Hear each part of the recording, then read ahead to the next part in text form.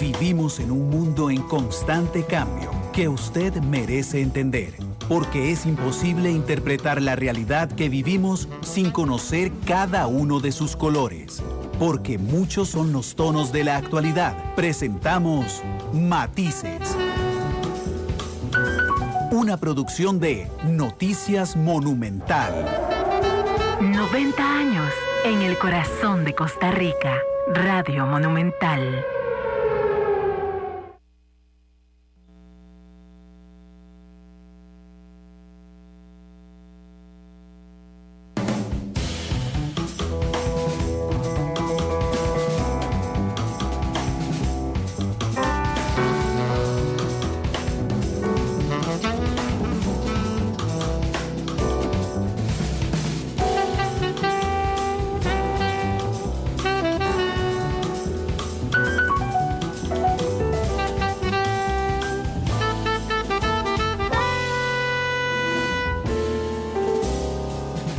De la tarde con 8 minutos, ¿qué tal? Muy buenas tardes, bienvenidos a Matices, este programa de Radio Monumental, que es una producción del Departamento de Noticias, en el que analizamos los temas que son noticia en Costa Rica y en el mundo. Muchas gracias por estar con nosotros en este segundo programa de la semana, una semana intensa. Ayer tuvimos a la ministra de Justicia, doña Marcia González. Hoy nos acompaña el presidente del Banco Central, don Rodrigo Cubero. Les recuerdo todas las plataformas en las que estamos con ustedes. Estamos en vivo en radio 93.5 FM, estamos en internet monumental.co.cr, estamos en CR Móvil, que es nuestra aplicación celular, estamos en el Facebook Live de Noticia Monumental, 30 segundos de haber empezado a transmitir, ya más de 100 personas con nosotros. Estamos en Twitter en @monumentalcr. El programa lo pueden observar esta noche a las 7:30 en Canal 2, lo pueden volver a escuchar a las 9:30 en Monumental, la radio de Costa Rica, y tenemos disponibles los podcasts también. Estamos en Spotify, estamos en Google Podcast y estamos en iTunes. Así es que realmente, lo he dicho estos últimos días, la única excusa para no oír Matices es que yo les caiga realmente mal. 2:09, don Rodrigo Cubero está con nosotros, el presidente del Banco Central. Don Rodrigo, ¿cómo le va? Bienvenido a Matices. Muchas gracias, Randall. Muchísimas gracias por la oportunidad de compartir con usted. Muchos saludos a la audiencia. Muchas gracias. Gracias a Oscar, a Limse, y que son los primeros que nos reportaron sintonía esta tarde, a Camilo Guzmán desde Estados Unidos. Gracias, Camilo, por el reporte. Le decía antes de iniciar que yo pretendía, además de hablar de la coyuntura, por supuesto, que el programa fuera muy educativo, porque realmente uno tiene pocas oportunidades en un espacio tan amplio de conversar con el presidente del Banco Central, pero además de entender qué hace el Banco Central.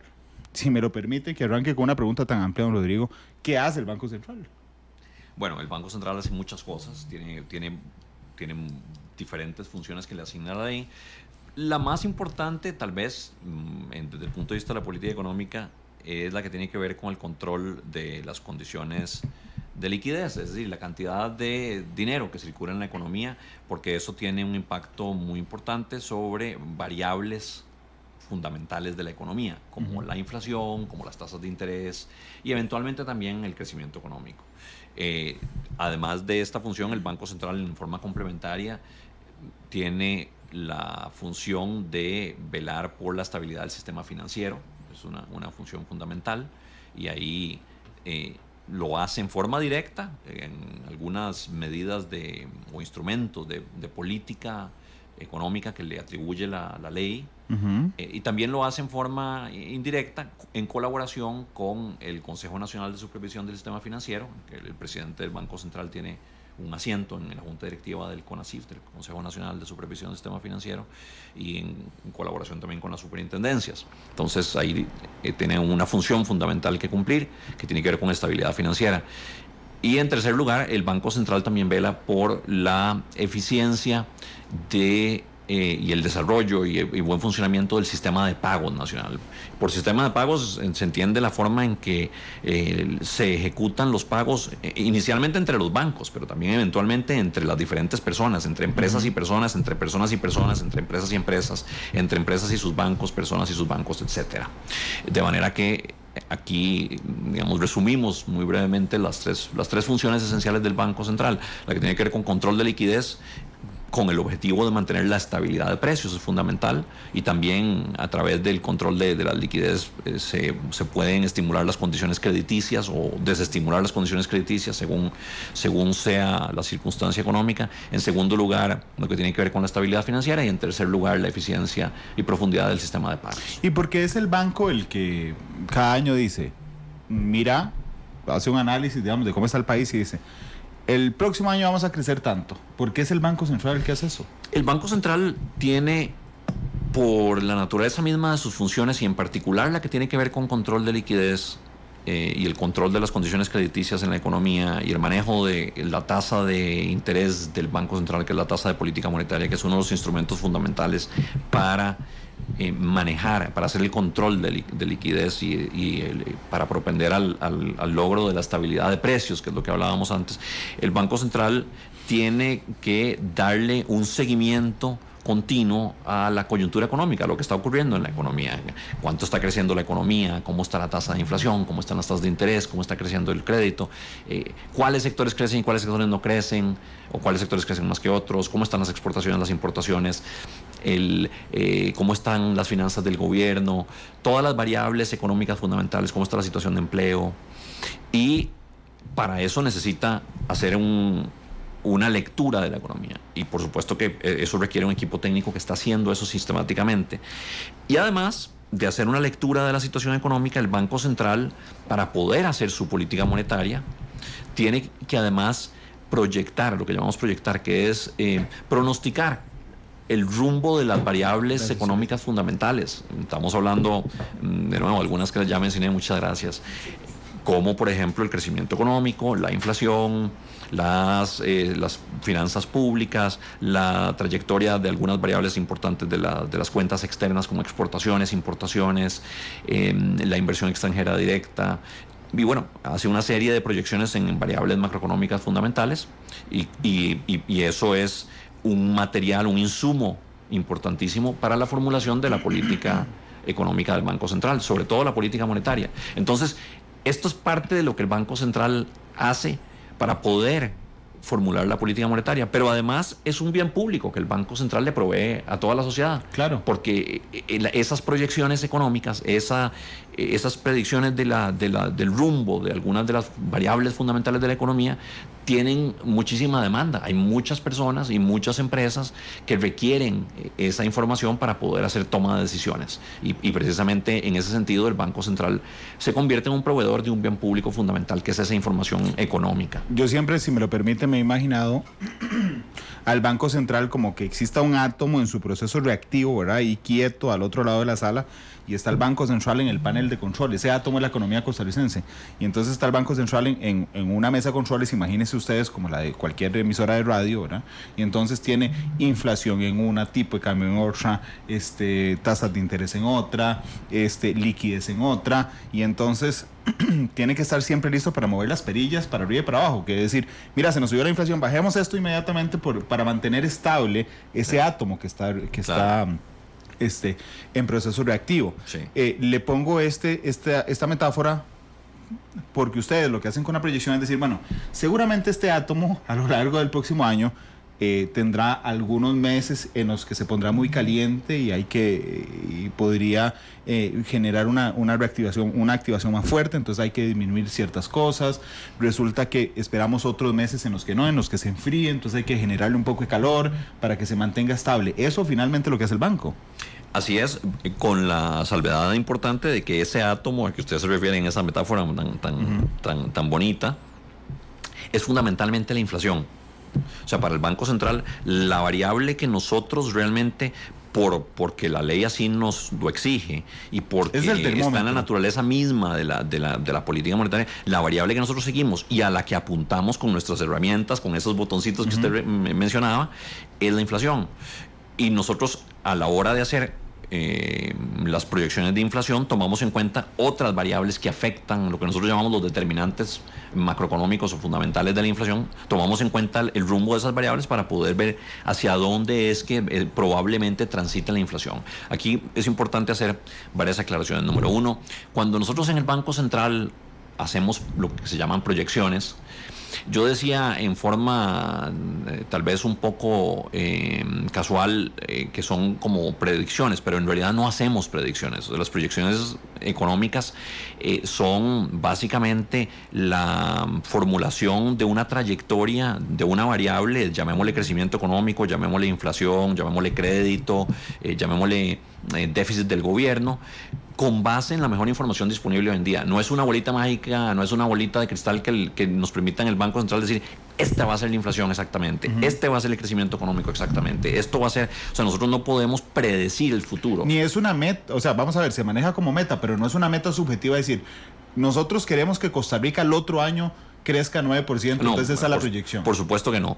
Por eso decía que en el único caso en que se aplica más o menos la metáfora del átomo y los controles es en el caso de la inflación, porque ahí sí el Banco Central tiene una meta de inflación y el Banco Central orienta sus herramientas para conseguir esa meta, la meta de inflación. En el caso de todas las demás variables, el Banco Central lo que hace es nada más proyectarlas primero porque son insumos importantes para poder proyectar la inflación. Segundo, porque es también parte de la provisión de ese servicio público, de ese bien público que es entregarle a la sociedad costarricense información importantísima para la toma de decisiones en materia económica por parte de los hogares, por parte de las empresas, y eso también está ahí. Pero nosotros cuando hacemos, por ejemplo, una proyección de crecimiento económico, no es que estamos diciendo ese es el objetivo de crecimiento.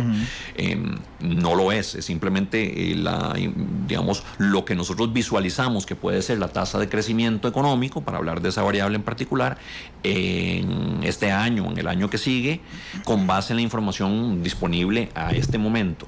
No es ni una meta ni es una predicción exacta. Está sujeto a muchas diferentes variables que pueden afectar. Y se pueden ir cambiando a lo largo del año.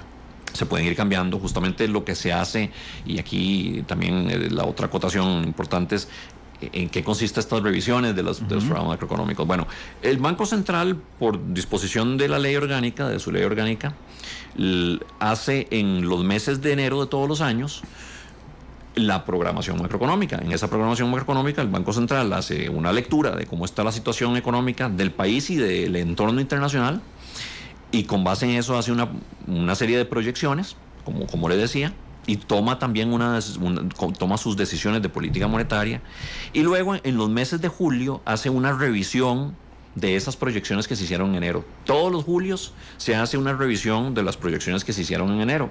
Esto es lo que llamamos la revisión del programa macroeconómico. La revisión del programa macroeconómico se acaba de hacer, se hizo ahora en el julio pasado, y nosotros, como parte de ese ejercicio, hicimos una revisión de todas las proyecciones de las variables fundamentales, incluyendo, por ejemplo, la de crecimiento económico. Esta fue una de las que generó más interés. Siempre genera muchísimo interés la proyección de crecimiento que tiene el Banco Central. Pero de nuevo, en esa proyección de crecimiento, que en este caso, en la revisión del programa macroeconómico de julio, la redujimos a 2,2% para el año 2019, desde 3,2%, que era la proyección de crecimiento que teníamos para el año 2019, en enero. O sea, la bajamos de 3,2 a 2,2 entre enero y... Un punto en 6 meses. Un punto en 6 meses. Esa revisión, esa proyección, mejor dicho, revisada del crecimiento económico, no es una meta de crecimiento, simplemente lo que nosotros visualizamos como de lo que va a pasar. Probable. Qué dicha, porque empezó la polémica, porque le manda saludos Carolina Ballestero, que dice saludos a don Rodrigo Cubero. Muchos saludos de Carolina. Pero Jonathan Durán dice, pregúntele a don Rodrigo, ¿qué se siente equivocarse en 30% de la proyección de crecimiento económico? Eso no se lo brinca un sapo, dice Jonathan Durán. Sí, bueno, vamos a ver, no estoy aquí tampoco para dar excusas ni cosas por el estilo. Lo que sí es importante entender es que la proyección de crecimiento que se hace no es una predicción, de nuevo, es la proyección que se puede hacer con base en la información disponible en el momento en que se formula la proyección. Por ejemplo, en enero de este año, cuando se formuló la proyección del 3,2%, se esperaba una trayectoria diferente de los precios del petróleo. La trayectoria que se esperaba en enero era que se mantuvieran los precios, y así lo dijimos en el programa macroeconómico, que se mantuvieran los precios que estaban en ese momento más o menos constantes a lo largo del año. Esa no era una proyección nuestra, nosotros la tomamos prestada de los organismos internacionales y de los mercados internacionales.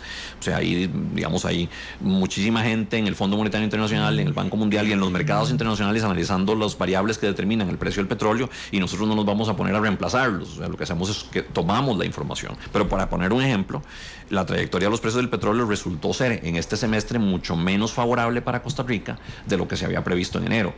Eso no es culpa del Banco Central, no es que el Banco Central se equivocó, tal vez se equivocaron los organismos internacionales en su proyección de crecimiento del petróleo, pero es que hay muchos choques que son impredecibles. Las tensiones, por ejemplo, entre los Estados Unidos e Irán han tenido un impacto importantísimo en el precio del petróleo, que han hecho que el precio del petróleo suba por encima de lo que habían predicho los mercados en enero. Entonces, eso nos afecta a nosotros el crecimiento, porque al tener que pagar un precio mayor por el petróleo de lo que se había previsto en enero, evidentemente se reduce el ingreso disponible de los costarricenses, por decirle algo.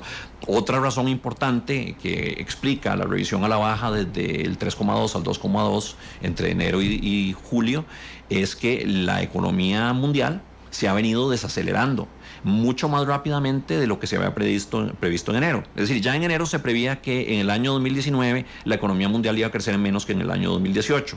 Y esa desaceleración resultó ser mucho más fuerte de lo que se previó en enero. Y eso es importante porque nosotros en Costa Rica somos una economía pequeña y muy abierta al comercio internacional, y consecuentemente muy dependiente de lo que ocurre en los flujos de comercio internacional. Y resulta ser que el comercio internacional se ha venido desacelerando también mucho más rápidamente de lo previsto en enero.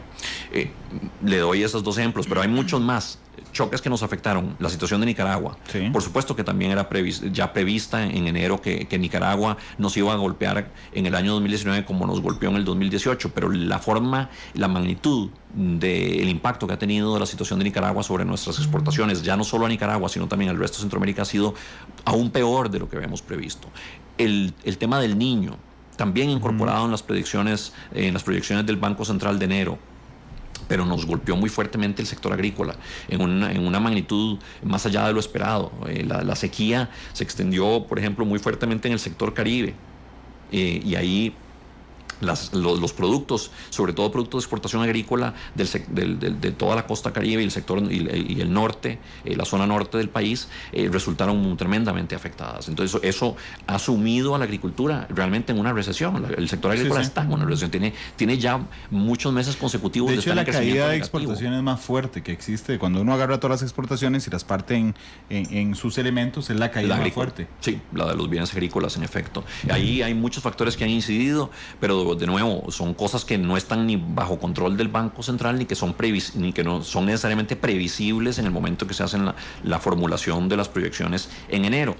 Y tampoco la proyección que hacemos ahora en julio está exenta de riesgos hacia el alza o hacia la baja. O sea, podría ser que el crecimiento económico en lugar del 2,2 sea un poco más alto o un poco más bajo. Nosotros, desde este documento de revisión del programa macroeconómico, vamos a publicar lo que se llama un gráfico de abanico, donde sale la trayectoria de la proyección de crecimiento económico que nosotros hacemos en el Banco Central, y las probabilidades de que suba o baja.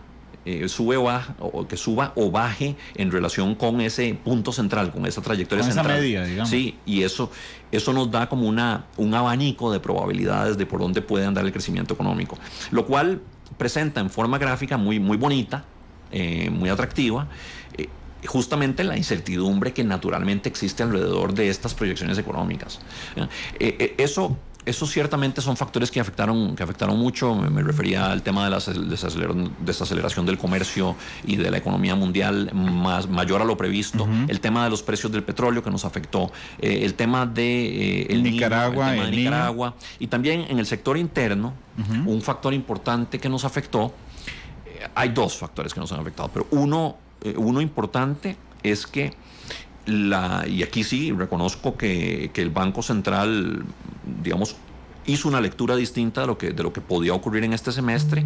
Lo que ocurrió es que la mejora en la confianza que se dio en los mercados financieros como consecuencia de la aprobación de la Ley 9635 de fortalecimiento de las finanzas públicas, es decir, la aprobación de la reforma fiscal en diciembre pasado, esa mejora que se dio en mercados financieros, indudablemente se dio en los mercados financieros, lo vimos con mejores condiciones de financiamiento para Hacienda a partir de diciembre y enero, también se manifestó en el mercado cambiario, mucho mayor tranquilidad en el mercado cambiario. Esa mejor confianza o esa mayor confianza no se tradujo a una mayor confianza de consumidores o inversionistas para efectos de consumo o inversión real. Nosotros sí esperábamos que hubiera un repunte moderado en el consumo, en parte como consecuencia de una previsión de mejores precios del petróleo, que no se dio, Sí. en parte como previsión de una mayor confianza, que tampoco se dio, y esperábamos una significativa recuperación de la inversión privada. Eso tampoco se dio, sobre todo por el tema de confianza. Entonces, contrario a lo que nosotros habíamos esperado en enero, no se ha visto todavía que lo que sí se dio, que era la mayor confianza en los mercados financieros, se haya traducido en una mayor confianza del consumidor y del inversionista. Eso no se ha dado todavía. Todavía persiste un cierto nivel de negatividad, de pesimismo, que lo vemos reflejado en las encuestas. Esto no es un tema que nosotros nos inventemos. Las encuestas de confianza del consumidor o encuestas de percepción empresarial que hacen diferentes entidades como la Universidad de Costa Rica, como la UCAEP, muestran que hay un problema de confianza todavía. ¿Okay? Gilbert Suárez le dice, no es que son demasiado optimistas, don Rodrigo. Nosotros en el Banco Central hacemos las proyecciones desde el punto de vista estrictamente técnico, o sea, no hay... No, claro, pero perdón, no estoy hablando del programa macroeconómico, estoy hablando de la lectura que le dieron específicamente al tema del plan fiscal, de decir, ok, listo, porque creo que mucha gente pensaba así, de decir, bueno, listo, se aprobó el plan fiscal, ahora viene un aumento en la confianza de los mercados financieros, las agencias internacionales lo van a decir, muy bien, Costa Rica, buenísimo, lo lograron, y entonces los consumidores internos vamos a decir, ok, listo, ya todos estamos tranquilos, no nos vamos a ir al barranco, entonces empecemos a gastar. ¿No hubo un exceso de optimismo en esta lectura en particular? Bueno, evidentemente los hechos muestran que sí, pero no parecía para nada descabellado, a pesar de lo descabellado que es el presidente del Banco Central. Yo voy por el mismo camino, no se preocupe. No, usted no. No parecía irrazonable en enero pensar que lo que los mercados mismos habían manifestado insistentemente, que era el impacto tan negativo que había tenido la incertidumbre sobre la sostenibilidad de las finanzas públicas a futuro, una vez resueltas, no era irrazonable pensar que la mejora en la percepción de lo que era la sostenibilidad de la trayectoria de las finanzas públicas se fuera a manifestar también una mejora en el consumo y la inversión. Era lo razonable, porque los mismos consumidores e inversionistas habían venido diciendo que uno de los factores que en el 2018 habían incidido negativamente sobre su nivel de confianza era justamente la incertidumbre sobre qué iba a pasar con las finanzas públicas, y todo el mundo sabía que el país estaba al borde de un verdadero precipicio fiscal. O sea, nosotros en Costa Rica, independientemente de lo que esté pasando en este momento con la situación económica, y estamos muy conscientes de que estamos enfrentando una desaceleración de la economía, tenemos que congratularnos del hecho de que no hayamos caído en ese precipicio, que hayamos evitado la crisis en la que sin lugar a dudas se hubiera sumido el país de no haberse aprobado la reforma fiscal. O sea, estábamos realmente ya entrando en condiciones de tal estrechez financiera para el gobierno que sin lugar a dudas, de no haberse dado esa aprobación, el gobierno no hubiera podido hacerle frente a sus pagos y hubiera entrado en lo que se llama una cesación de pagos o un default. Y eso hubiera inmediatamente sumido al país en una crisis macroeconómica severísima, donde hubiera habido muchísima presión sobre el tipo de cambio, donde hubiera habido mucha presión sobre las tasas de interés, donde se hubieran agotado las posibilidades de que hubiera realmente un repunte en el consumo y la inversión. O sea, la trayectoria sin duda hubiera sido mucho peor. Y la lectura de que ya se diera la aprobación de la reforma fiscal sugería que iba a haber una mejora, ya no solo en las circunstancias financieras, eso sí se dio, sino también en el consumo. Eso fue lo que no se dio. Y bueno, sí, evidentemente tal vez fuimos más optimistas de la cuenta. Es decir, no solo que las agencias y los bancos estuvieran felices, sino que Randall estuviera confiado y decir, bueno, ¿saben qué? Voy a ir a comprarme un tele este fin de semana. Sí. En lugar de guardar la plata por si se venían tiempos difíciles. Eso tiene que ver con la confianza. Pero desde un sector privilegiado, que como observador de la economía que tiene el Banco Central, don Rodrigo, ¿usted por qué cree que pase esto? Porque yo recuerdo, yo no sé si usted se acuerda del Mundial, porque usted trabajó en el extranjero, pero creo que en ese momento tuvo que haber estado estudiando Italia 90. Claro, me que te acuerdo. ¿Pero estaba aquí? Bueno, sí, por supuesto, y estuve ahí como todo el mundo en la rotonda de la Hispanidad. Yo también. A mí me llevó mi mamá a la rotonda, pero había algo que me hacía mucha gracia. ¿Se acuerda de la canción de Italia 90? Sí. Le hicieron una canción con paradoja después, diciéndole, en el Mundial lo subieron todo, en lugar de en el Mundial lo daremos todo, ¿verdad? Sí. Y entonces la explicación de los críticos en ese momento al gobierno era, el gobierno aprovechó todo el optimismo que tenía la gente con el Mundial y subieron un montón de precios. Recuerdo que esa era la canción, en el Mundial lo subieron todo, ¿verdad? Ok. ¿Por qué cuento esta anécdota? Porque la economía tiene que ver con mucho más allá de colones y tiene que ver con si estoy contento, si estoy triste, si el país está feliz, si está dividido, si está confiado, si no está confiado. Habiéndonos separado del borde fiscal, ¿qué es lo que incide para que... Del borde del precipicio. Bueno, del borde del precipicio fiscal. ¿Qué es lo que incide para que se mantenga la negatividad en la gente?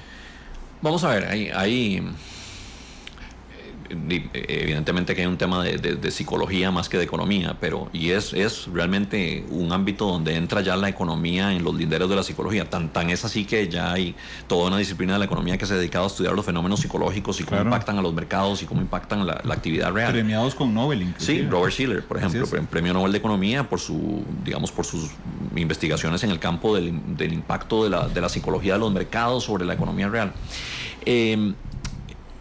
Aquí, digamos, aventurándome en el terreno de la psicología, me parece que pesan por lo menos dos factores. Uno, la prolongación del pesimismo que se dio el año pasado. O sea, digo, ya el año pasado se arraigó muy fuertemente, quizá desde ya un tiempo más para atrás, si uno ve las encuestas de confianza del consumidor y de percepción empresarial, pero ciertamente el año pasado cayeron muy fuertemente como consecuencia de esa incertidumbre fiscal y como que ha costado desterrar esa, o sea, ha habido una persistencia de la negatividad o del pesimismo o del bajo nivel de confianza relativo en términos de lo que había sido en el pasado, más allá de lo que uno esperaría considerando la situación económica. Lo segundo es que existe también una situación económica que ha estado más complicada de lo que esperábamos por esa serie de factores exógenos que nos han golpeado. Estamos hablando de la desaceleración mundial, malas noticias en el contexto internacional, las tensiones comerciales entre los Estados Unidos y la China que han generado muchísimo nerviosismo, el tema del Brexit, el tema de la propagación de ciertas tendencias populistas en algunos mercados importantes, el tema, por supuesto, de Nicaragua y todos estos otros factores que mencionábamos y cómo ha golpeado eso en la economía costarricense. Eso también afecta a la psicología del consumidor y del inversionista y entonces tiene en cierta medida un asidero real, ¿no? Y por otro lado, yo no descartaría también el papel que desafortunadamente ha jugado aquí las noticias excesivamente negativas, sobre todo las que se propagan por medio de las redes sociales, ¿no? Y en esto también juegan un papel las noticias falsas, los fake news. ¿No? Me leyó la mente. De hecho, si yo tuviera buena letra, estaría desconfiado de que me hubiera leído la entrevista, pero como tengo tan mala letra, estoy seguro que no. No he leído nada. Sí, no lo puedo, desde aquí no le veo nada. No la va a leer, no la podrá leer. Porque quería llegar a eso, a las noticias falsas. Y quería señalar una en particular. Yo discúlpeme, don Rodrigo, pero yo me imagino que el presidente del Banco Central se despierta todos los días a decir, ojalá que sea un buen día para Costa Rica, como todos, pero cuando me refiero a un buen día no solo que piense usted que se va a mantener estable el tipo de cambio, que no se va a venir un desastre natural que nos va a afectar a la economía, sino en términos generales normales. Ojalá que la gente esté feliz, que hoy gane la selección femenina Colombia, que la gente esté más contenta, que pelee menos, que comparta menos noticias falsas. Y de un momento a otro llega don Rodrigo Cuero, se mete a Facebook a las 10 de la mañana y entonces dice, vamos a ver, bueno, disculpe, sé que está trabajando, estoy poniendo un ejemplo, pero que se meta a Facebook y se diga, mira, suave, resulta que de un momento a otro todo el mundo está hablando, va a subir el IVA del 13 al 16. Adiós su perspectiva de que el país va a estar muy feliz hoy, porque la mitad de la gente que recibió esa noticia va a creer que en 6 meses el gasto de lo que haga en su casa aumentará de manera importante y eso inmediatamente generará una contracción de la economía, siendo una noticia claramente falsa. Así es. ¿Cómo controlar ese montón de factores? Porque estoy poniendo una de un ejemplo en particular, pero con la aprobación del IVA, por ejemplo, con la entrada de emergencia del IVA, todo se ha dicho, Rodrigo, que nos iba a subir, que no retiráramos en cajeros automáticos porque íbamos a pagar un montón de plata, que dejáramos de comprar por internet, que se va a duplicar el de 13 a 26% todos los bienes que compramos. Esas tres son informaciones absolutamente falsas, pero que circularon y que calaron en buena parte de la población. Y que generan desafortunadamente una percepción de realidad que está distanciada de la realidad real, pero que genera una una realidad y genera, como usted dice, un impacto económico. Entonces sí, bueno, estamos lidiando con ese cambio. Yo no, ya sería doblemente aventurado meterme en el campo de la sociología política, de la sociología de las redes sociales, pero ciertamente me parece que juega un papel indudable en la negatividad que se percibe entre consumidores e inversionistas, el tema también de las noticias falsas. Aquí me preguntaba usted qué hacer. Bueno, lo más importante es tratar de contrarrestar desde todos los frentes responsables las noticias falsas, ¿no? El periodismo responsable juega un papel fundamental, y en esto tengo que reconocer el papel que usted y su programa juegan, don Randall. Gracias, un programa excelente siempre, con periodismo de mucha calidad. El sector político, obviamente, en todos los campos, pero sobre todo el ejecutivo y el legislativo, en tratar de mantener un discurso responsable, apegado a los hechos, apegado a la ciencia, apegado a la técnica,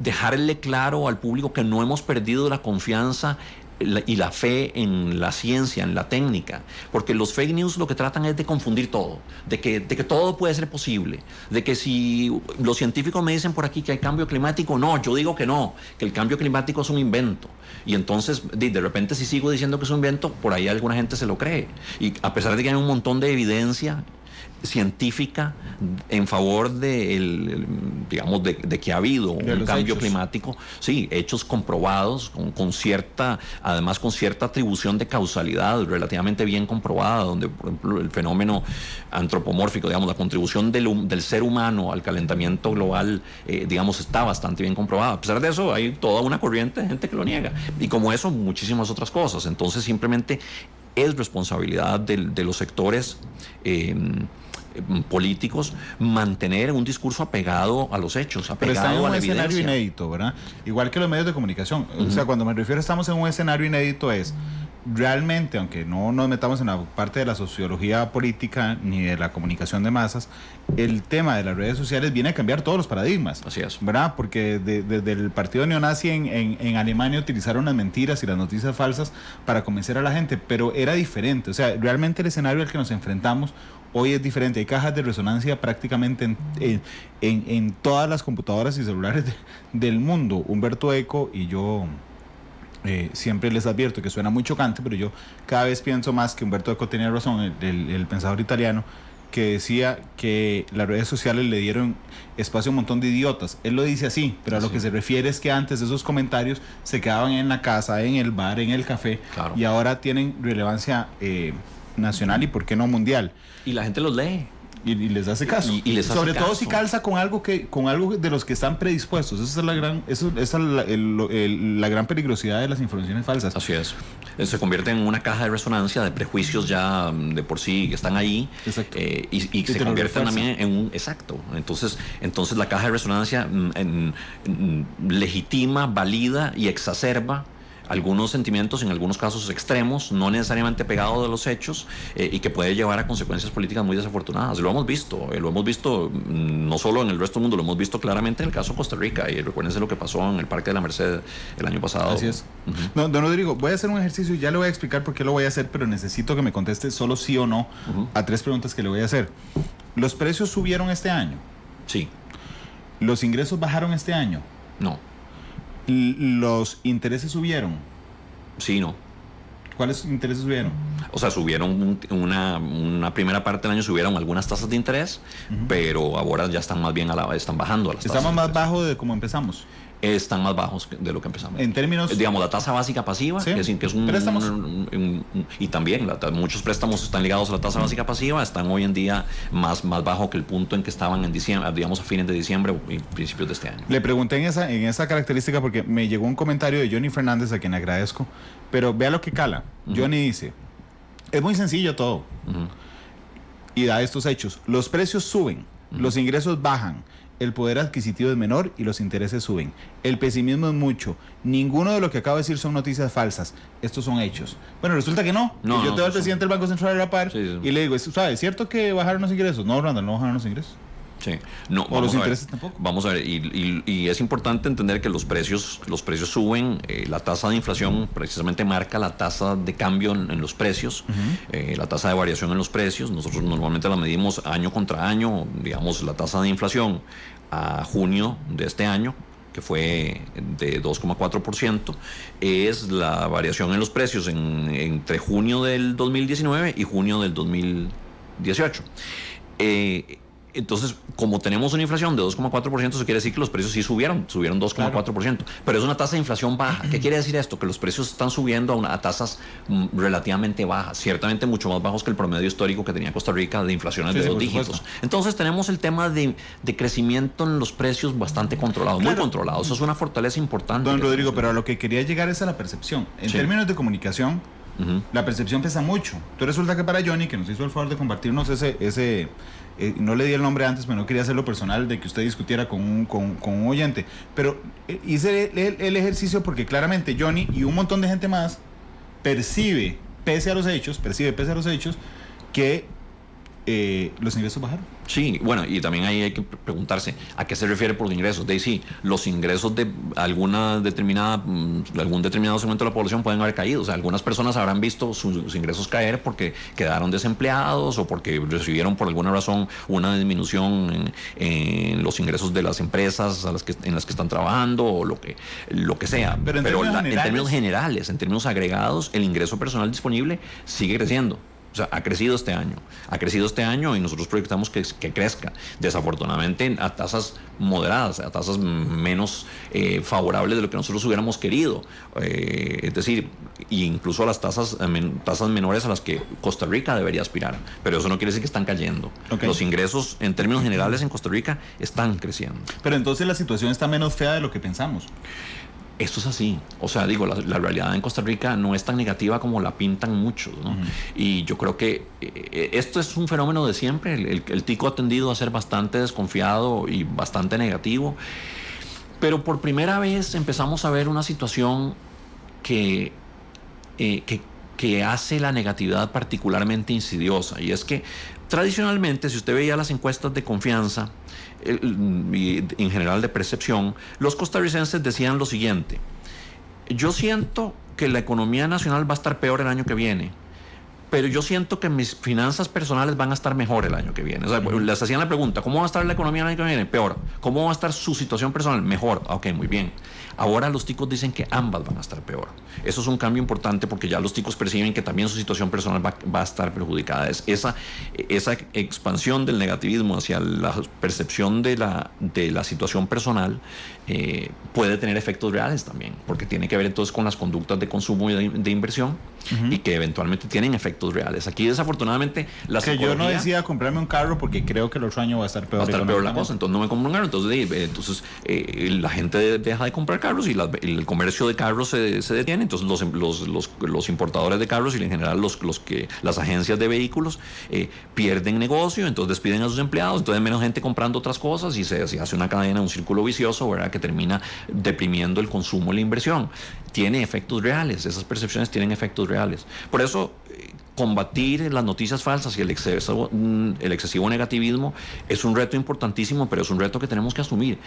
Tenemos que también entender que afortunadamente, así como las redes sociales se prestan para la diseminación de noticias falsas, se prestan también para diseminar noticias positivas e incluso para diseminar programas como el suyo.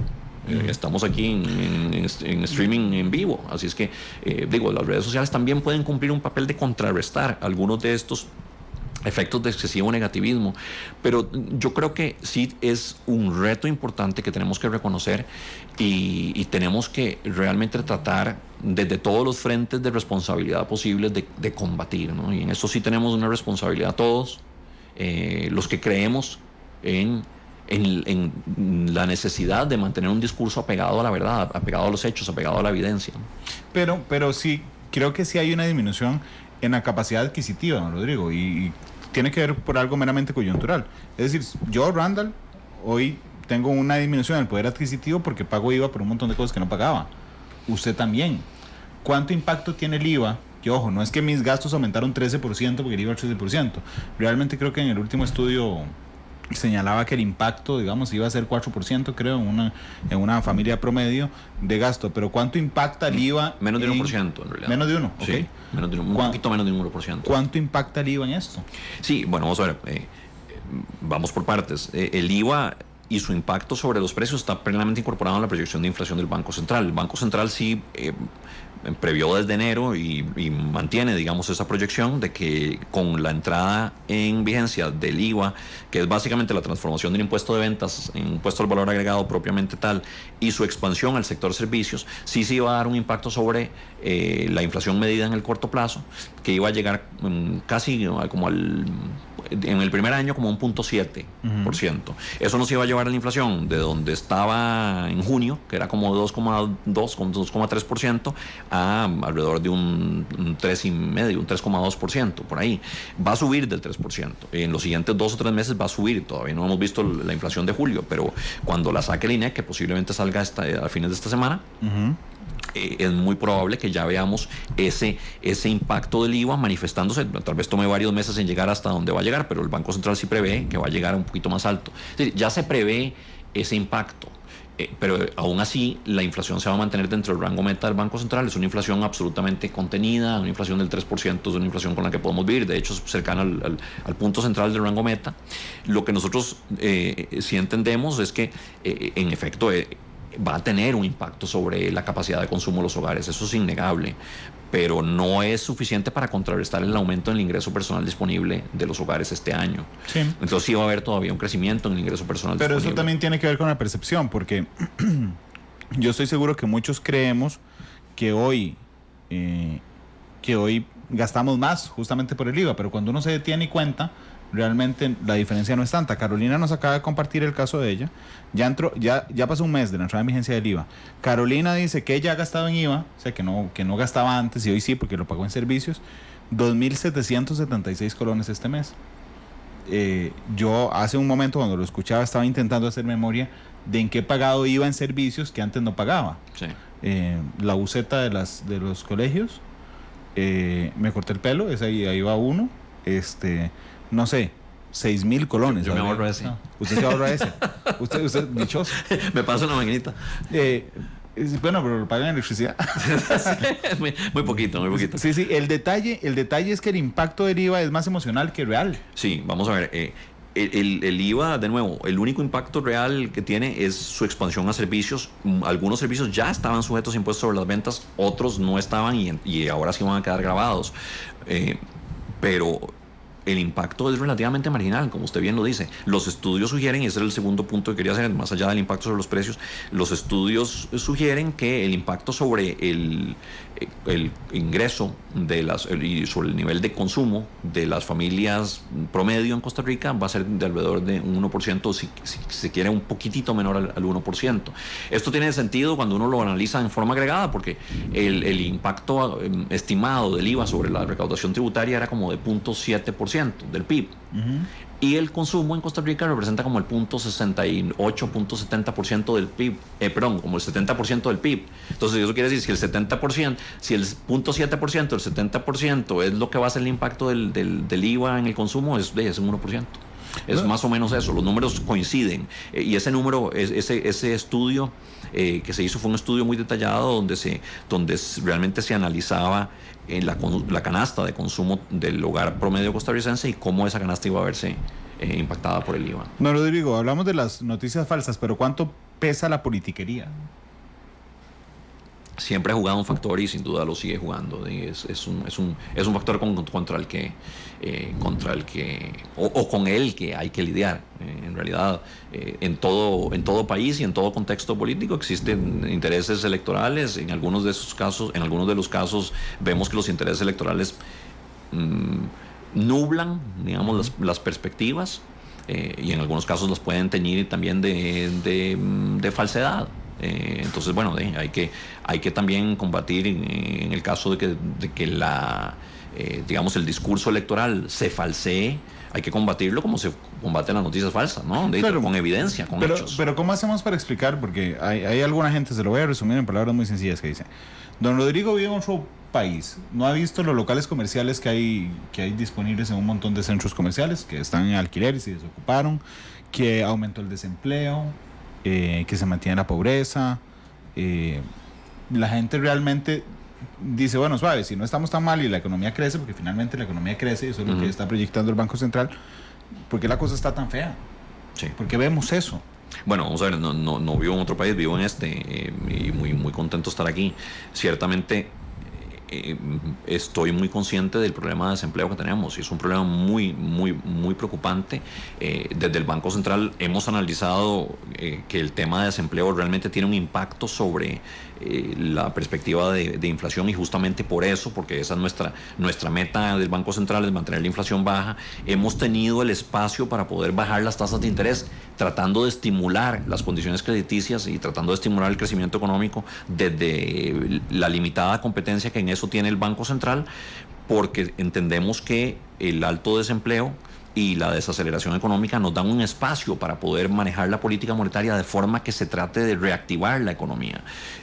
De nuevo, nosotros tenemos un área de competencia relativamente acotada, pero desde esa área acotada como lo es, que es básicamente la estimulación de las condiciones crediticias, hemos hecho lo posible por reactivar, bajando tasas de interés, bajando el encaje mínimo legal, y también junto con el CONACYF contribuyendo a la flexibilización de algunas normas de naturaleza prudencial para estimular las condiciones crediticias, de forma que se pongan las condiciones ahí para que se pueda reactivar la economía. ¿Por qué? Porque tenemos justamente una lectura que comparte, me imagino, la gran mayoría de su audiencia, de que la economía no está atravesando un buen momento. Tenemos esa tasa de desempleo muy preocupante, la tasa de pobreza sigue siendo alta, y por supuesto que la desaceleración económica también nos preocupa muchísimo. Y sí, estamos todavía creciendo, no estamos en recesión, pero estamos creciendo a tasas mucho más bajas de las que Costa Rica debería aspirar. Y todo eso nos mueve no solo a preocuparnos, sino sobre todo a ocuparnos, que es en última instancia para lo que estamos en la función pública, ¿no? Para tomar acciones, tomar decisiones de política económica que puedan contribuir a mitigar algunos de los impactos. Para entender bien el impacto que tiene, digamos, cualquier decisión en tema de política económica, ¿usted ve La Casa de Papel, don Rodrigo? No. ¿La ha visto? No. Bueno, seguramente muchos oyentes la habrán visto. La primera temporada ellos se meten al Banco Central de España, la Casa de la Moneda, y imprimen 90 millones de euros. No, 900 millones, 250 millones de euros los imprimen así y se los llevan. En la nueva temporada agarran 140 millones de euros y abren un helicóptero y los riegan sobre Madrid para que la gente recoja los 140 millones de euros, pero además se meten en el Banco Central español y se roban el oro con el que está resguardada la economía. La serie es chivísima, realmente les recomiendo verla. Voy a verla. Pero está en Netflix, sí, pero la vuelta que me ha dado por la mente siempre es: ¿cuánto tendrá su impacto en la economía española? Es decir, cuando se agarra e inyecta de un solo golpe 140 millones y le dice a la gente, ahí lo tiene. Bueno, eso es fácil entenderlo desde ese punto de vista, que eso va a repercutir inmediatamente. No hice spoiler, porque no conté cómo termina ninguna. Ya lo están regañando ahí. Sí, me dijeron, está haciendo spoiler. No he contado ninguna, y era cómo termina. Pero la cosa es que el impacto real de una inyección de 140 millones de euros, digo, es impresionante. Sí. Todo eso tiene efectos. Uh-huh. Sí, bueno, justamente estimular las condiciones monetarias y crediticias es una de las razones por las que la razón fundamental por las que hemos tomado las decisiones de tasa de política monetaria que hemos tomado en el Banco Central en lo que transcurre de este año. Saludos a Natalia Monge, nuestra compañera Esperando el Ojo, que me dijo: no seas spoiler. No fui spoiler, conté la trama, no el final ni los detalles. Don Rodrigo, ¿cuánto es un crecimiento económico aceptable? Es decir, Costa Rica va a crecer, según una proyección del Banco Central, 2.2. ¿Cuánto es aceptable? El crecimiento, lo que en economía llamamos el crecimiento potencial estimado de la economía costarricense, que es lo que la economía costarricense podría aspirar a crecer razonablemente con la dotación de recursos que tiene, es 3,5% por año. Uh-huh. El hecho de que estemos creciendo a 2,2% significa que estamos creciendo por debajo de ese potencial, y significa, si se hace en forma sistemática, este crecimiento por debajo de su nivel potencial, significa que el nivel de producción, no de crecimiento, sino el nivel de producción está por debajo de la frontera de posibilidades, de lo que la economía realmente podría producir, de todo lo que podría producir la economía costarricense en bienes y servicios. Estamos en este momento por debajo de ese potencial. Eso quiere decir que tenemos lo que en economía llamamos una brecha negativa de producto. Entonces, la primera tarea que en Costa Rica deberíamos hacer es tratar de llevar el crecimiento de nuevo a su potencial, para cerrar esa brecha, ¿no? Al menos a su potencial. Y ese potencial está, como les decía, según estimaciones del Banco Central, también andan por ahí las del Fondo Monetario Internacional, en 3,5%. Pero más allá de eso, creo que Costa Rica tiene para poder crecer a tasas mayores. O sea, deberíamos no solo recuperar un nivel de crecimiento similar al potencial, sino aumentar el crecimiento potencial de mediano y largo plazo. ¿Y cómo se hace eso? Con medidas de reformas estructurales, con medidas que aumenten la productividad de la economía costarricense. Y aquí estamos hablando de todos los factores que tradicionalmente se analizan cuando hablamos del tema de reactivación.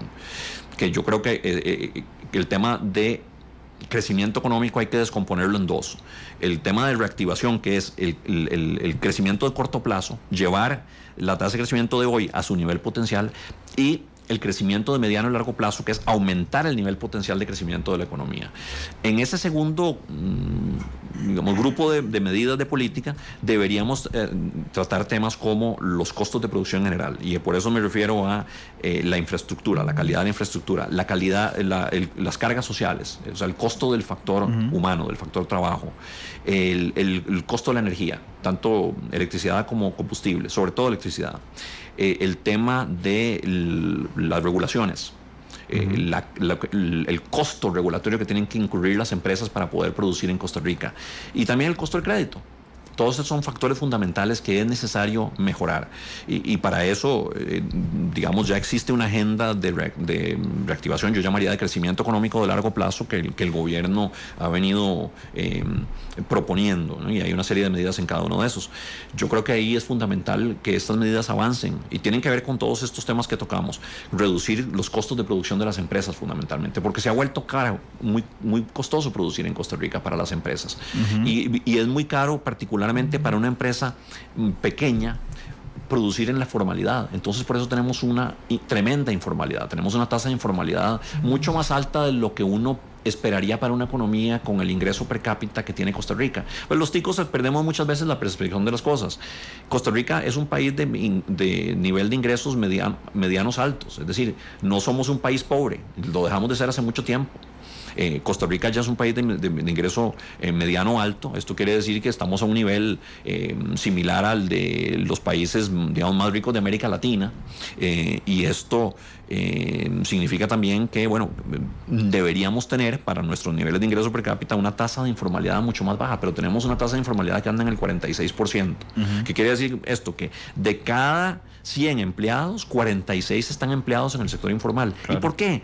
Porque el costo para una empresa de hacerse formal es altísimo. Tiene que pagar todas las cargas sociales y tiene que pagar todos los impuestos, y no solo los de este año cuando se formaliza, sino la factura de los que no habían ido pagando en los años anteriores, porque le pasan una factura por los impuestos no pagados y por las cargas sociales no pagadas. Y entonces eso hace que muchas empresas decidan quedarse en la informalidad con una consecuencia muy desafortunada, y es que para quedarse en la informalidad se quedan subóptimamente pequeñas. Las empresas no tienen incentivos para crecer, porque si crecen se hacen visibles, y si se hacen visibles es más probable que le caiga al inspector de tributación directa o al inspector de la caja. Entonces mejor quedarse quedito y quedarse pequeñito en una escala que es normalmente ineficiente y subóptima, y consecuentemente no generan ni las condiciones de empleo ni los niveles de empleo que podrían generar si crecieran más, haciéndose formales. Y eso pasa como consecuencia de los costos de la formalización. Entonces, por eso hay que trabajar en todos estos temas de las cargas sociales, de los costos de producción.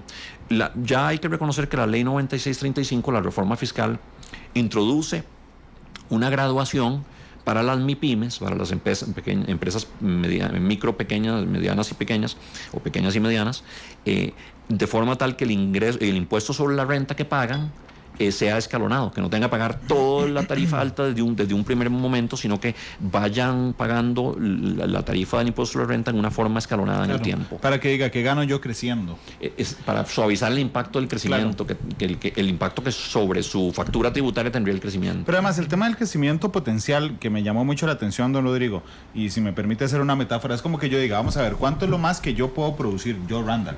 Entonces diga, bueno, si yo trabajo 16 horas al día, como solo una vez en esas 16 horas y solo estrictamente duermo las 8 que me sobran, ¿cuánto puedo producir? Yo digo, bueno, con eso puedo producir 200,000 colones al día, ¿verdad? Pero en este instante no, en este instante solo estoy trabajando 8 horas y como 3 veces al día y agarro para ver tele un rato. Bueno, ese crecimiento real, esa producción real son 50.000 colones que estoy produciendo en esas 8 horas. Mi crecimiento potencial, lo más que yo puedo producir matándome, son 100.000. Usted lo que dice es, al corto plazo hay que ver cómo en esas 8 horas generas más de los 50 que estás generando, pero a mediano plazo tenemos que ver cómo, si te vas a matar trabajando 16 horas, lo que vas a generar sea más de 100.000 colones. Está muy bonita la metáfora, pero se la voy a modificar. Por favor.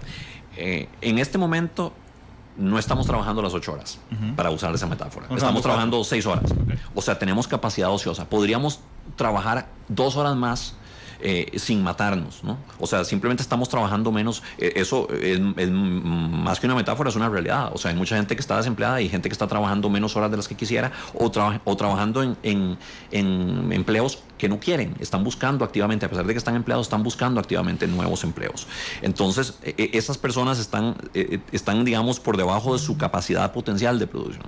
Están produciendo menos, están trabajando menos horas, o 0 horas o menos horas de las que quisieran, o trabajando en empleos que no son de su agrado. Entonces, lo primero que tenemos que hacer es llegar a trabajar 8 horas. Lo segundo que tenemos que hacer no es trabajar 16. Eso también sería posible, o sea, que con los recursos que tenemos hoy en día simplemente le metamos el gas y nos esclavicemos todos para tratar de alcanzar una producción mayor. Eso no es realmente a lo que nos referimos por aumento en el crecimiento potencial. El aumento en el crecimiento potencial es permitir que con las mismas 8 horas de trabajo generemos muchísimo más valor agregado, que en última instancia es la generación de valor agregado de los servicios que nosotros le proveemos a la sociedad, lo que determina el nivel de nuestros salarios reales. El nivel de salario debería tener algún correlato con el nivel de valor agregado que le damos a la sociedad. Entonces, cuanto más productivos seamos, mayor salario, mayor ingreso vamos a tener. Entonces, el objetivo no es volvernos robots que pasamos trabajando 20 horas al día. No, la idea sería que en una jornada laboral razonable de 8 horas al día podamos ser muchísimo más productivos, y para eso necesitamos mejor educación, una reducción en los costos de producción y mejor asignación de los factores productivos a los sectores donde realmente deben fluir, que son los sectores más dinámicos, que tienen más demanda. Para eso necesitamos eliminar todas las distorsiones, subsidios, etcétera. Y yo creo ahí que es muy importante también la mejor conexión que se debe dar entre la educación formal y los sectores empresariales. Es decir, que la educación, todas las instituciones educativas, pero sobre todo las terciarias, es decir, las universitarias y los colegios vocacionales y el INA, preparen a la gente que las empresas demandan, que las empresas necesitan, ¿no? Estamos en Costa Rica, como en muchos otros países, produciendo profesionales que no necesariamente encuentran demanda importante de sus servicios en el mercado. Entonces, hay que hacer un mejor mapeo de los servicios que las empresas necesitan para que las instituciones de educación puedan producir esas destrezas y esos talentos, ¿no? Y eso es importantísimo. Pero hay una agenda muy amplia de la que ya más o menos di un esbozo, que tiene que ver justamente con hacernos más productivos. A mí me llamó tremendamente la atención cuando, por supuesto, el Banco Central da la revisión de su programa macroeconómico, nos recortan 1% el crecimiento económico, y todo el mundo decía, bueno, qué lástima. Al día siguiente se van a conocer los datos continentales y resulta que toda América Latina recorta su proyección de crecimiento económico. No es un tema exclusivo de Costa Rica, y no solo América Latina. El Fondo Monetario Internacional está recortando significativamente, y lo ha venido haciendo en cada una de las últimas revisiones que ha hecho desde el 2017 sobre sus proyecciones de crecimiento para el 2019. En cada nueva actualización hace un recorte de la proyección de crecimiento. Eso, si me lo permite, en términos muy sencillos, es decir, suave, estamos más feos de lo que pensamos, Sí. Estamos viendo el 2019 más feo de lo que lo habíamos visto hace unos cuantos meses, sí, o hace unos cuantos años. Si uno pudiera agarrar y ponerle un porcentaje a cuánto pesa la realidad internacional y cuánto pesa la situación nacional en el crecimiento económico, ¿cómo lo pondríamos? ¿Qué pesa más? Depende de la circunstancia específica de quién esté creciendo más. Digamos, la demanda externa neta en este momento en Costa Rica contribuye una parte importante. No le puedo dar la cifra exacta en este momento, pero debe andar alrededor de casi del 1% de la proyección de crecimiento del 2,2%. O sea que 45%. Alrededor de un 40-45%, un poquito menos de la mitad del crecimiento proyectado para el año que viene está dado básicamente por la demanda externa neta. ¿Qué es eso? La diferencia entre las exportaciones y las importaciones. ¿Por qué? Porque todavía, a pesar del descalabro que hemos tenido desafortunado en las exportaciones agrícolas de las que hablábamos antes, como consecuencia de una serie de choques, el Niño y de Nicaragua, y también los choques a los precios del café, los precios de la piña que se han desplomado desafortunadamente en el mercado internacional, a pesar de eso sí tenemos un sector que es el de zonas francas que ha visto sus exportaciones crecer a tasas de 2 dígitos. Entonces esas exportaciones están creciendo muy bien. Entonces, bueno, las exportaciones están creciendo a una tasa razonable y las importaciones no, porque se contrajo, porque digamos la tasa de crecimiento del consumo ha sido menor de la esperada y la tasa de crecimiento de la inversión es negativa en este momento. La inversión tanto pública como privada es negativa. Entonces esos dos factores hacen que haya mucho menos demanda de importaciones. Y eso consecuentemente implica que tenemos un superávit, digamos, o un menor déficit comercial. ¿Qué quiere decir con esto? Que están creciendo más rápidamente las exportaciones de lo que están creciendo las importaciones, y eso implica que están contribuyendo las exportaciones netas, como le llamamos en economía, mucho más al crecimiento en este momento que antes, a pesar del enfriamiento de la economía internacional. O sea, aquí pesa mucho que la desaceleración en Costa Rica se ha concentrado en el consumo y la inversión, y entonces eso nos ha bajado mucho la demanda de importaciones. 3:07, don Rodrigo, permítame ir a la pausa comercial, la única que vamos a hacer, en la que tiene que escoger la canción para cerrar el programa de hoy. Así es que son las 3:07, vamos a la pausa y regresamos con más de Matices.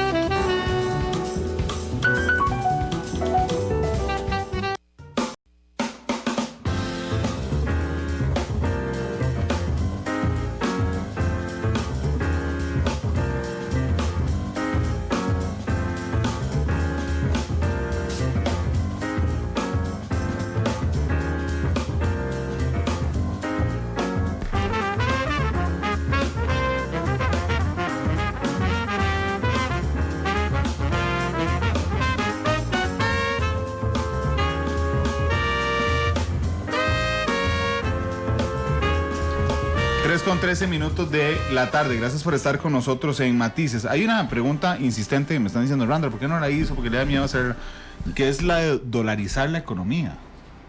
Y la pregunta más simple es, ¿por qué no dolarizamos la economía costarricense, don Rodrigo? Porque la política monetaria tiene un papel importante que jugar justamente en tratar de contrarrestar tendencias de desaceleración como la que estamos enfrentando en este momento. Es decir, cuando la economía costarricense está desacelerando, nosotros con la política monetaria en Costa Rica podemos estimular las condiciones crediticias. ¿Cómo hacemos política monetaria? Bueno, bajamos las tasas de interés. Para bajar las tasas de interés, básicamente tenemos que promover condiciones de liquidez más amplias, es decir, que haya más dinero circulando en la economía. Ese control no se puede hacer cuando la economía está dolarizada. O sea, cuando yo dolarizo, como lo hizo Panamá o como lo hizo El Salvador, o como Panamá desde su creación nació con el dólar, pero ciertamente países que se han dolarizado recientemente como Ecuador o El Salvador, lo que se hace es renunciar a la política monetaria y entregarle la política monetaria al Banco Central de los Estados Unidos, el Banco de la Reserva Federal. Eso es lo que estoy haciendo. Yo ya no tengo un banco central, yo ya no puedo hacer política monetaria. Porque no, Rodrigo, permítame un segundo porque está temblando y fuerte. Son las 3:14 minutos de la tarde y por supuesto seguimos en vivo. Estamos en el sitio más seguro de la radio, así que usted no se preocupe. Muy bien. Pero es que va a pasar algo, porque vamos a empezar a recibir los reportes en este instante. 3:15. Me disculpa, 5 minutos, don Rodrigo. Claro que sí. Vamos a habilitemos 905-222-0000, que es lo que pasa siempre que tiembla, la gente empieza a llamar a la radio. 905-222-0000 para que ustedes nos hagan su reporte de este sismo. Ahora dichosamente tenemos la herramienta que nos permite tener casi en tiempo real no solo dónde se sintió el temblor, sino la magnitud de este sismo. Así es que vamos a recibir sus reportes ya. 905-222-0000, 905-222-0000, para que nos brinden sus reportes de cómo y dónde particularmente se sintió el este fuerte sismo. Si oyen una sirena al fondo, la salida de emergencia de la radio. Buenas tardes, ¿cuál es su nombre? Mi nombre es Carlos González. Carlos, ¿de dónde nos escuchas? Desde la California. ¿Cómo se sintió en el centro de San José? Empezó como muy suave, como moviéndose poco a poco, pero pensé como que eran como mi perro, que es muy grande, los cables, y ya después se movió bastante fuerte y se cayeron un par de cositas aquí en la casa. Ok, gracias Carlos, 3:16, la siguiente llamada, buenas tardes, ¿cuál es su nombre? Sí, muy buenas tardes, Ligia de Cartago. Doña Ligia, ¿cómo se sintió en Cartago? Bastante fuerte, oscilante, más o menos como de este a oeste. Estoy en un tercer piso, entonces bastante fuerte. Gracias, doña Ligia. De hecho, permítanme, tenemos el primer reporte oficial ya, 3:16 en la tarde. Febe Cruz es nuestra jefa de información y Febe nos va a contar. Febe, ¿qué tal? Buenas tardes. ¿Qué tal, Randa? Las buenas tardes para usted, para los amigos oyentes. Gracias a las personas que nos están haciendo también el reporte de sintonía a través de las redes sociales. Contarle que sí, según la Red Sismológica Nacional, tenemos un dato preliminar de que fue a las 3:14 de la tarde, una magnitud de 5,1 en 7 kilómetros al sur de Venecia, en San Carlos. En San Carlos fue el epicentro de este fuerte temblor que hemos sentido hace algunos minutos, la magnitud 5,1. Ya en cuestión de minutos vamos a tenerles más información también a través de nuestras plataformas en redes sociales, pero el reporte preliminar que hace la Red Sismológica Nacional a 7 kilómetros al sur de Venecia, en San Carlos, con una magnitud de 5,1, 3:14 en la tarde, don Randall. Gracias, Febe, por el reporte. Ahí Con está gusto. entonces, 7 kilómetros al sur de Venecia, en San Carlos. Eso explica los reportes que estamos empezando a recibir a través de redes sociales. Por el sector de Alajuela se ha sentido muy fuerte, en el sector de Heredia se ha sentido muy fuerte, y conforme nos vamos alejando del epicentro se va disminuyendo la sensación. Vamos a recibir 5 llamadas para volver los últimos minutos a matices. Buenas tardes, ¿cuál es su nombre? Buenas tardes, amigo. Carlos Quiroz. Don Carlos, ¿de dónde? Bueno, yo ahorita estoy aquí en Plaza del Sol, me estaba parqueando y se sintió bastante fuerte. Sí, ahí en Plaza del Sol, en Curry. En Plaza del Sol, en Curridabat. Me estaba parqueando y sentí que el carro se estaba moviendo. Muchas gracias, don Carlos. Saludos. Buena 3:18. La siguiente llamada. Buena tarde. ¿Cuál es su nombre?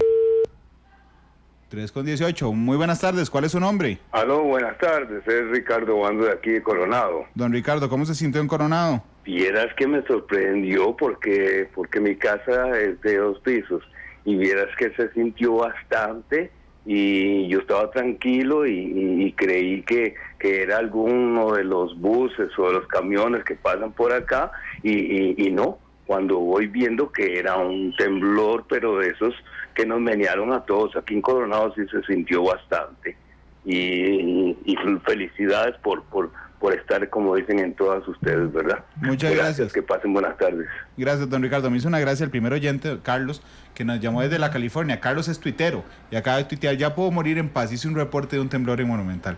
Gracias, Carlos. 3:19. La tercera llamada. Buena tarde. ¿Cuál es su nombre? Bueno, mi nombre es Eddie, ¿cómo le va? Bien, gracias, Eddie. ¿De aquí dónde? en carretera, por la rotonda de Zapote, la que están haciendo el puente de nivel. Sí, señor. Estaba en una semejante presa parqueado y se sintió demasiado fuerte. Ok, gracias, Eddie. 3:19, cuarta llamada. Buena tarde, ¿cuál es su nombre? Sí, buenas tardes, Alexandro, de aquí de Santa Cruz de Guanacaste. ¿Cómo le va, don Alexandro? Muy bien, ¿y usted, papá? Mire, todo el tiempo lo escucho y contento con don Rodrigo Cubero ahí, muy feliz, y para decirle que aquí no se sintió nada. En Guanacaste no se sintió nada. En Santa Cruz de Guanacaste, nada. Bueno, muchas gracias, don Alexandro. Y un abrazo para usted. Siga oyendo Matices siempre, por favor. 3:19. La última llamada. Buena tarde. ¿Cuál es su nombre? Buenas tardes, Fernando, aquí de San Francisco de Ríos. ¿Cómo se sintió en San Francisco? Muy fuerte. Tuve que correr a atajar el televisor que se me iba a caer. Ok. Gracias, don Fernando. Gracias. 3:20, ahí están los reportes, ya tenemos entonces la información oficial. Antes duraba, ¿usted se acuerda cuando duraban 20 minutos dando la información oficial? Sí.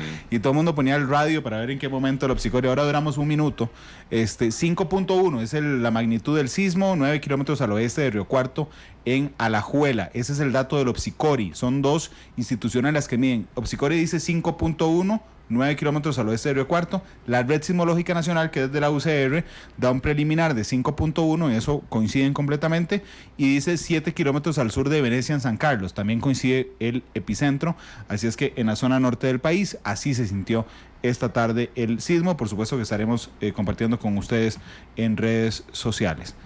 Le pregunté de la dolarización, pero me faltó una cosa, el tipo de cambio, don Rodrigo, en los últimos minutos, ¿cómo se ha comportado? Porque aumentó de un solo golpe en algún momento,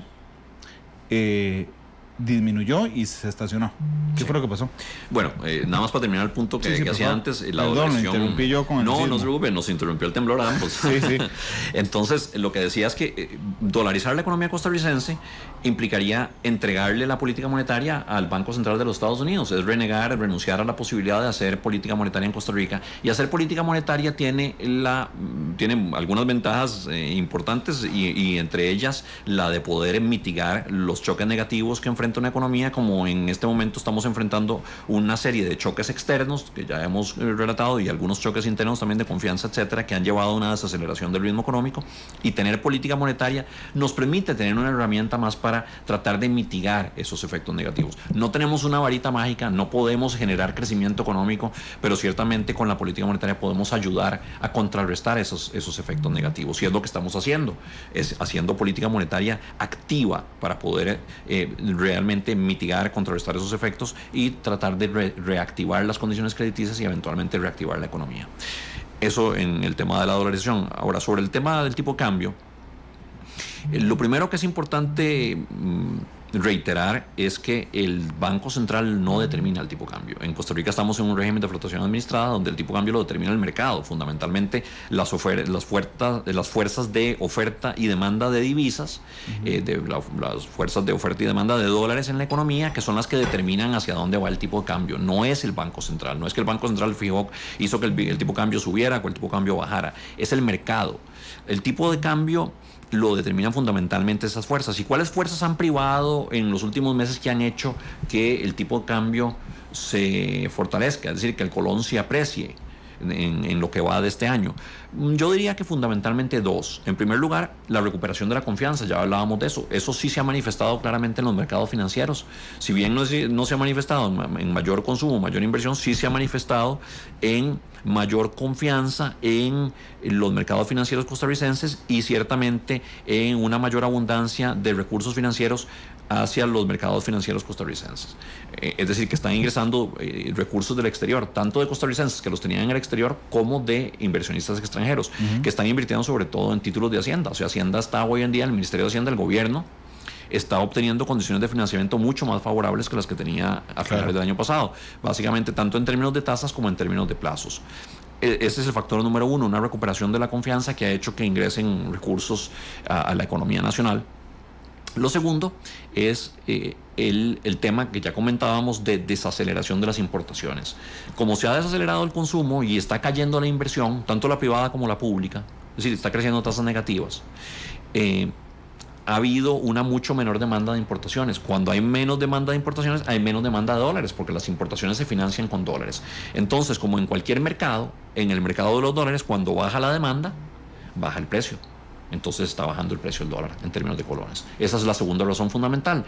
Entonces, en resumen, el Banco Central no determina el tipo de cambio, lo determinan los factores del mercado. Y aquí fundamentalmente esos dos que mencionaba, el tema de la confianza, el tema de la menor demanda de importaciones. ¿Qué es lo que el Banco Central está haciendo en esta tesitura donde sí encontramos que hay presiones fuertes a la apreciación? Bueno, dos cosas. En primer lugar, hemos estado aprovechando la coyuntura para comprar dólares en el mercado, lo cual suaviza los movimientos a la apreciación. Hemos comprado muchos dólares en reservas para restituir en parte los dólares que le proveemos al sector público y más que eso. Es decir, hemos comprado más de lo que necesitamos para restituir los dólares que le vendemos al sector público. Porque en el Banco Central nosotros le vendemos los dólares al gobierno central, al Recope, al ICE, los dólares que necesita el sector público, no bancario, nosotros se los proveemos en el Banco Central. Y después tenemos que ir al mercado cambiario a restituir, a comprar esos dólares para comprar. Entonces hemos comprado lo que le hemos vendido al sector público en este semestre y más. Cosa número uno que hemos hecho. La segunda cosa que hemos hecho es bajar tasas de interés. Eso también reduce las presiones a la apreciación. Es decir, que las medidas de política monetaria y cambiaria que el Banco Central ha venido tomando ya de por sí mitigan los efectos de apreciación que el mercado ha generado por esos dos factores que le comentaba. Don Rodrigo, muchas gracias por haber venido hoy. Muchísimas gracias. Nos interrumpieron los últimos minutos, pero bueno, muchas gracias. Bueno, estuvo meneadito. No, claro que estuvo meneadito. De hecho, le voy a contar, Marcelo dice, uy, los agarró en vivo, qué tuanis, así pone. Ahora cuando termina la transmisión busco a ver cómo reaccionaron. Y Carolina Ballester dice, aburridamente, no hicieron nada ninguno de los dos. yo me hubiera podido jalar el pelo, pues como no tengo. yo no dije, está temblando ni nada, no se me salió nada más volvió a ver la cabina a ver si vamos a hacer algo. Gracias, don Rodrigo. Muchísimas gracias, Randall. Marfil, para despedir el programa. Muy bien. Represento, escogió don Rodrigo Cubero, el presidente del Banco Central. Son las 3:26. Hasta luego y feliz tarde. Muchísimas gracias. Hoy mi cantar se sentirá, pues traigo de mi patria sabor tropical y vuelvo a